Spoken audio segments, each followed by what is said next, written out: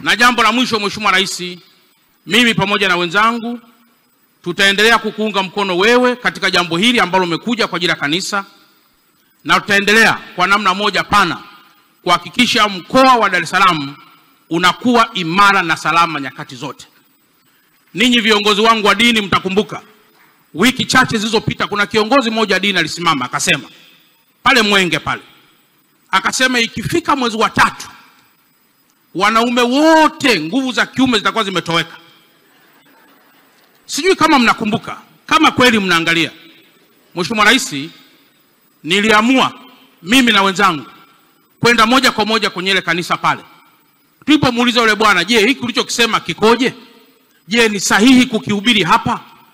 Kwa kweli alikosa maneno, na hii katufanya kwamba sisi tunaosajili haya tuwe mara kwa mara tunafanya vetting ya kutosha kabla taifa na wachache hawajapata sumu inayoweza kuwa na madhara makubwa kwenye taifa letu.